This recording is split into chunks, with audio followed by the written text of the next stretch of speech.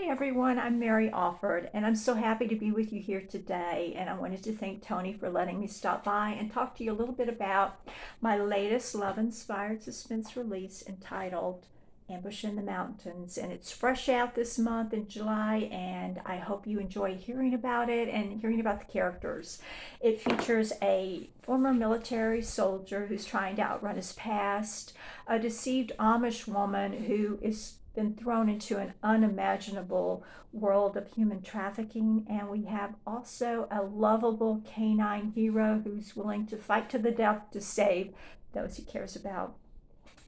I'm going to read from chapter 1 for you today, and it's going to be from the hero's point of view, so I hope you enjoy hearing Ambush in the Mountains. Axel Sterling stomped the brake pedal and jerked the steering wheel hard to the left, away from the woman in the road. The headlights captured her frightened expression. Why wasn't she moving? Please don't let me hit her. The woman's swollen belly had him begging God for help. He'd killed enough in his lifetime. All were enemy soldiers, but she wasn't. Hang on, Camo. The former military dog that had been his constant companion was tossed against the door. As the vehicle skidded across the pavement, the dog whimpered. Sorry, buddy. Axel grabbed for him and scooted him closer. He'd do his best to save his friend. The brakes caught and locked.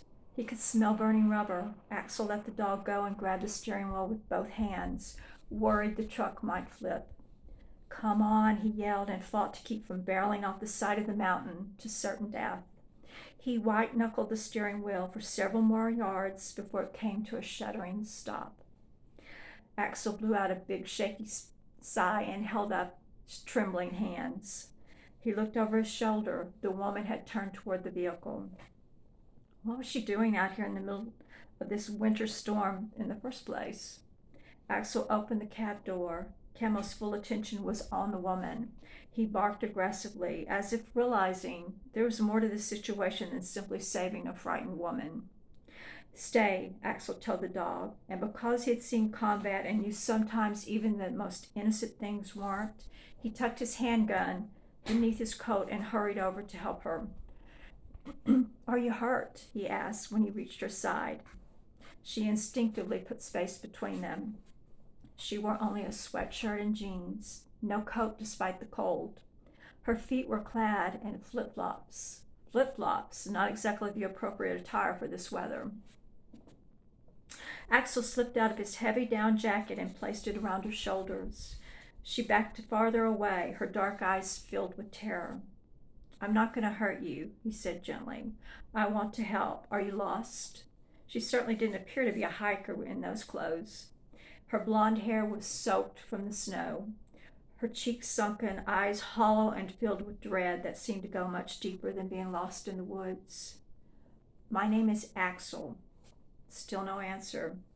Past her shoulder, he spotted 4 flashlights weaving through the woods. She jerked around. Oh no. Please, you can't let them take me.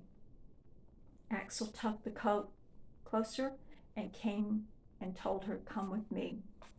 2 feet from the back of his truck, a sound he hoped never to hear again had him grabbing for the woman. Gunfire. The people with the flashlights were shooting at them. Get down low, Axel warned, and steadied her when she stumbled.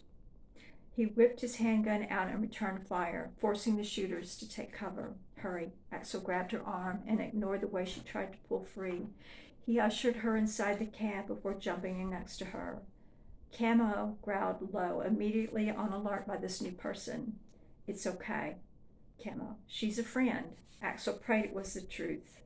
He fired the truck's engine and shoved it into drive before speeding away. Several shots came from far too close. Axel swerved around the curve and was grateful that the roads weren't slick enough to send them flying over the side of the mountain. He glanced in his rearview mirror, thinking they'd escaped the shooters on foot. Multiple headlights proved him wrong. They must have had vehicles waiting near the mountainside.